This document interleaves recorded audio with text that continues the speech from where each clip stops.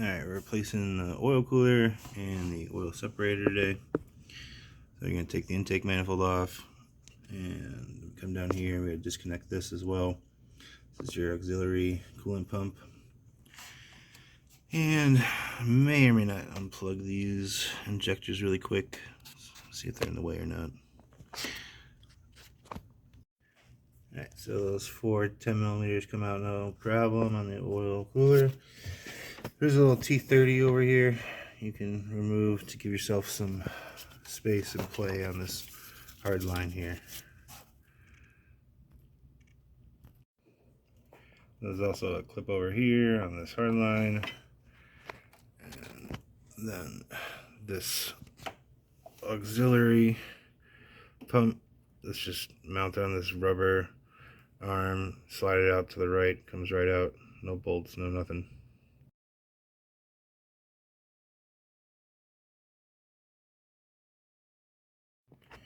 And then there are 9 T30s around the edge here.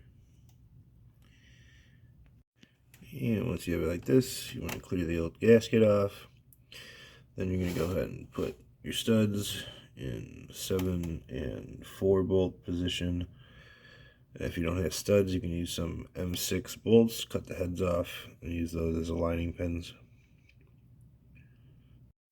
And before you scrape off the old gasket, make sure you block off all these ports so you don't contaminate anything. So go ahead and test fit it, and maybe kind of practice putting it on so that your sealant doesn't get messed up. You got your M6 stud over here, and M6 stud down here, where it is. Doesn't go on the easiest. You gotta really make sure you don't mess up that gasket. So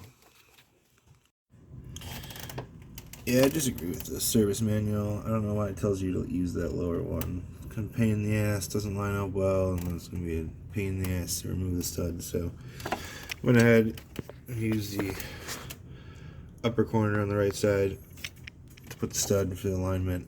Kept the service manual position over there for the lower stud on the left side, and it definitely goes on easier. I would not use this one for the stud. And after you're sure you got everything set, you're just gonna run a 2mm bead through this groove and then go ahead and mount it. And if you want to tighten them to spec, it's going to be 9Nm. If you're doing the oil cooler, you're just going to use a pick, pull those O-rings out, put the new ones in, and then tighten that to 8Nm plus a 90.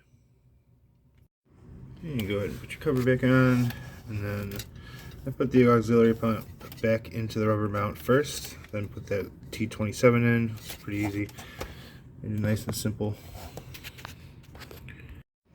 Swap out the O-rings, line it back up, put your forward 10mm back in, and you're done. And if you took out this one T30, go ahead and put that back. This won't really clip back into here, but you can kind of just set that back on that pin.